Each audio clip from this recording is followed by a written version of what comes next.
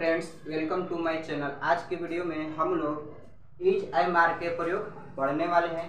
तो आप सबको बता दें, use of is I R, इसका प्रयोग हम लोग आज पढ़ने वाले हैं। तो देखिए, यूज का मतलब होता है प्रयोग करना, ऑफ का मतलब होता है का के, इज का मतलब होता है, आई का मतलब होता है हूँ, आर के मतलब होता है या हो।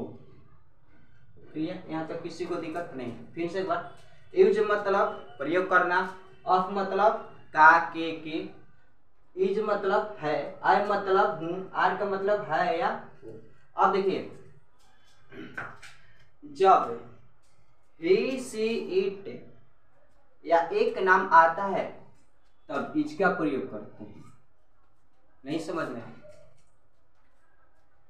ही सी इट, यहाँ पर देख रहे हैं, लिख दे रहे हैं, देख लीजिए।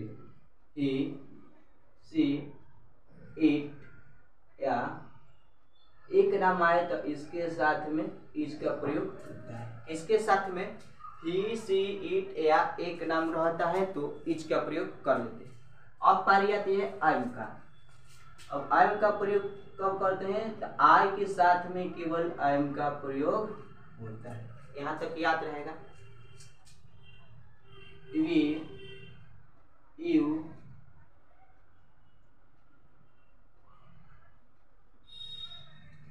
दे के साथ आर का प्रयोग करते हैं। देखिए, इज का प्रयोग कब करते हैं? तो ही सी इट या एक नाम रहता है तब इज का प्रयोग करेंगे, और आई का प्रयोग केवल आई के साथ होता है। और आर का प्रयोग देखिए कब करते हैं? वी, यू, दे रहता है तब हम आर का प्रयोग करते हैं। देखिए, आज मेरा वीडियो उन बच्चों के लिए है जो पूरा इंग्लिश में पूरा कमजोर है, यार इंग्लिश के बारे में कुछ नहीं जानते हैं, या तो फिर वो इंग्लिश की तैयारी करना चाहते हैं, तो यह वीडियो उनके लिए है। देखिए, इज आई आर का प्रयोग आज एक ही वीडियो में पूरा खत्म नहीं। यहाँ देखिए, यहाँ पर हम कुछ उदाहरण लिख के धारे हैं। आप ऊपर देखते हैं साधारण वाक्य, नकारात्मक वाक्य, प्रश्नवाचक वाक्य, या बीच में वाट और आए तक आप सबके मन में आता है सब क्या लिखे हैं, नहीं पता है, बता रहे तुरंत समझ में। देखिए, साधारण वाक्य का मतलब होता है कि वाक्य में न तो नहीं शब्द है, या तो क्या क्यों कैसे से शुरू ना हो, या तो बीच में क्यों कहाँ कब कैसे ना है, उसका मतलब साधारण। अगर वाक्य के बीच में क्या क्यों कैसे, या तो शुरू में क्या शब्द, या तो बीच में नहीं शब्द नहीं रहता है, तब वो साधारण वाक्य कहलाता है। अब देखिए, इस साधारण वाक्य बनाने का सूत्र क्या होता है? सब्जेक्ट प्लस इज, एम और आर होता है। आर के बाद यहाँ छोड़ दिए हैं इज, एम, आर और अदर वर्ड। क्लियर? यानी साधारण वाक्य बनाते वक्त हमको इस नियम को पालन करना पड़ता है।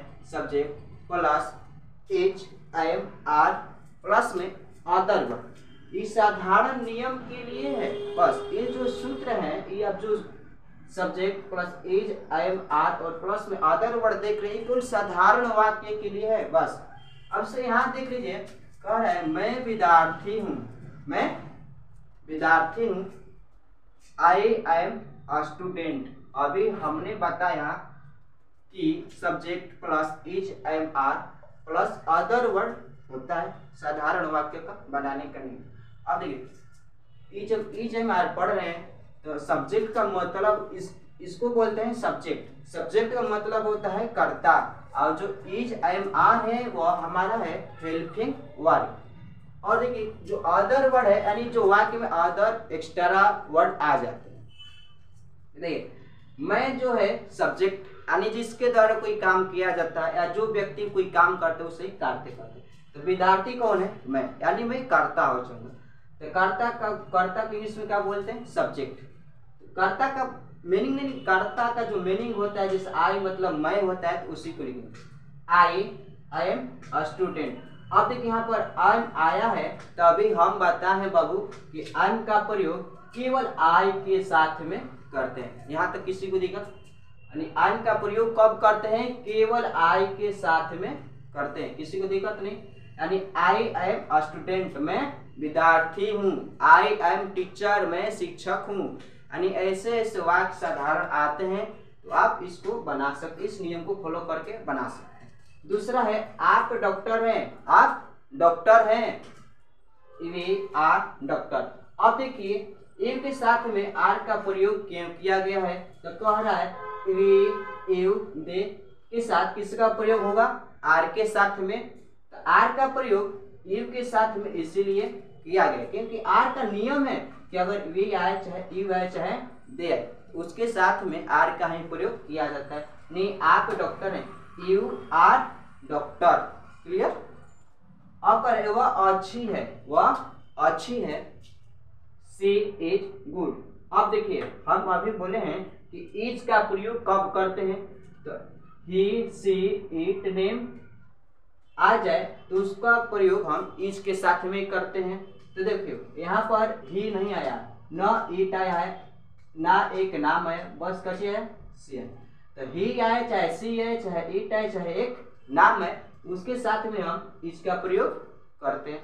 अब पर वह अच्छी है, वह अच्छी है, तो लड़की की बात है। अगर लड़की के, यहाँ पर एक और बात ध्यान दीजिएगा, अगर लड़की के लिए बोले तो लड़की के लिए सी लगाइएगा, अगर लड़का की बात कहा जाए तो ही लगाइएगा।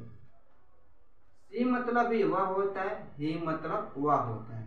ई जो होता है स्त्री के लिए होता है, और हई जो होता है, हई वह होता है, वह पुरुष के लिए होता है। क्लियर?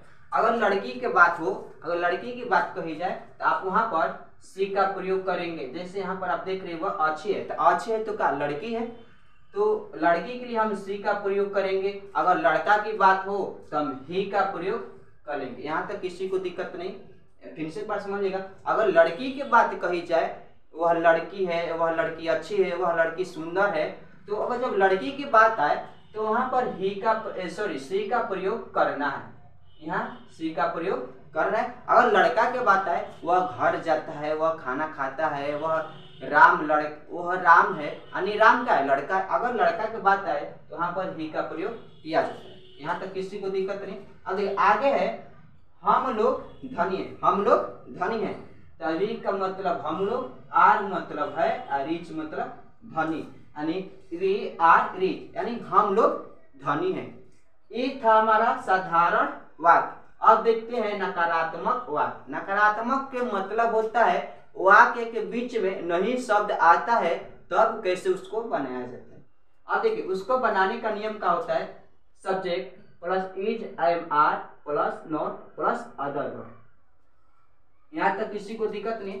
अब जैसे यहाँ देख रहे हैं, अभी हमने हमने अभी बोला कि नकारात्मक वाक्य। नकारात्मक वाक्य का मतलब होता है वाक्य के बीच में नहीं शब्द आता है तब। उसके लिए स्ट्रक्चर है जब नहीं शब्द आता है तब। Subject plus is am are plus not plus other word. अब देखिए जिससे कह रहा है मैं विद्यार्थी नहीं हूँ, I am not a student. मैं विद्यार्थी नहीं हूँ, I am not a student. आप डॉक्टर नहीं हैं, you are not doctor. You का मतलब होता है आप, आर मतलब होता है और नॉट का मतलब होता है नहीं, और डॉक्टर का मेन डॉक्टर होते हैं। क्लियर? यहाँ तक किसी को दिक्कत नहीं। आप डॉक्टर नहीं है, यानी कहा जा रहा है कि आप डॉक्टर नहीं है, तो उसका सेंटेंस कैसे बनेगा, उसका अनुवाद कैसे होगा इंग्लिश में? तो देखिए यू आर नॉट डॉक्टर। यहाँ तक किसी को दिक्कत नहीं। अब कह रहा है कि राम धनी नहीं है, राम धनी नहीं है। अब देखिए बीच में नाम आ गया, तो नाम के लिए इज का प्रयोग करेंगे। एक नाम है ना, तो एक नाम के लिए इज का प्रयोग करते हैं। जैसे यहाँ पर देखें राम धनी ने, तो Ram is not rich, Ram is not rich, यानी राम धनी नहीं है। आगे हम लोग गरीब नहीं है, यानी हम लोग कहाँ है, गरीब नहीं है, तो उसका कैसे बनेगा? We are not rich. यहाँ तक यहाँ पर गरीब है ना, तो यहाँ पर पुअर होगा ना, यानी हम लोग गरीब नहीं है, तो वी आर नॉट पुअर। यहाँ तक किसी को दिक्कत? अब देखिए इस उदाहरण में आइए। अब देखिए प्रश्नवाचक वाक्य, यहाँ तक तो हमने बनाने के एकदम सिंपल वाक्य सीख लिया कि कैसे बनाया जाता है, एज आई मार का प्रयोग कब किया जाता है, कैसे किया जाता है, किसके साथ में, यहाँ तक हमने सब देख लिया। आप देखते हैं जब कोई हमसे प्रश्न पूछता है, माने कोई पूछा क्या आप डॉक्टर हैं, क्या आप शिक्षक हैं, क्या आप पढ़ाते हैं, क्या आप घर जाते हैं, तो ऐसे जो प्रश्न आते हैं तो उनका यानी उस अनुवाद को, उस वाक्य को बनाने का नियम क्या होता है देखिए। कह रहे प्रश्नवाचक पर, यानी जब हमारा जो वाक्य होता है प्रश्न से शुरू होता है, तो देखिए उसका स्ट्रक्चर क्या होता है, is I am are subject plus complement. Complement का मतलब होता है पूरा, क्लियर। अब देखिए is I am are plus subject plus complement, यहाँ तक किसी को दिक्कत नहीं है। अब देखिए जैसे कह रहा है क्या मैं अंधा, यानी पूछा जा रहा है, यानी कोई व्यक्ति किसी से पूछ रहा है, यानी मान कि मैं किसी से पूछ रहा हूँ क्या मैं अंधा हूँ, यानी मैं उससे प्रश्न पूछ रहा हूँ क्या मैं अंधा हूँ। तो अगर प्रश्न पूछने की बारी आती है तब बनाने का यह नियम बता रहा है। तो देखिए कोई यानी पूछ रहा है क्या मैं अंधा हूँ, तो जो इज एम आर है अब उलट जाएगा, यानी उल्टा हो जाएगा। इज एम आर अब शुरू में लगेगा और सब्जेक्ट बाद में लगेगा। यहाँ पर आप देखते होंगे कि सब्जेक्ट पहले आ रहा है और इज एम आर बाद में। यहाँ पर जब प्रश्न पूछा जाएगा तो इज एम आर शुरू में होगा और सब्जेक्ट बाद में। क्या मैं अंधा हूँ, I M I blind. Blind का मतलब होता है अंधा, अन का मतलब हूँ, आई के मतलब मैं। अब देखिएगा जब शुरू में क्या क्यों कैसे आता है तो उसका मीनिंग नहीं लिखा जाता है, क्लियर। क्या मैं अंधा हूँ, आई एम आई ब्लाइंड, क्या मैं अंधा हूँ। आगे पूछा जाए क्या वह मोटी है, क्या वह मोटी है। अभी हमने बताया अगर लड़की की बात हो तो वहाँ पर सी लगाया जाता है, अगर लड़का की बात हो तो वहाँ पर ही लगाया जाता है। लेकिन यहाँ वाक्य यह कह रहा है क्या वह मोटी है, तो मोटी किसको बोलेंगे, लड़की के ना।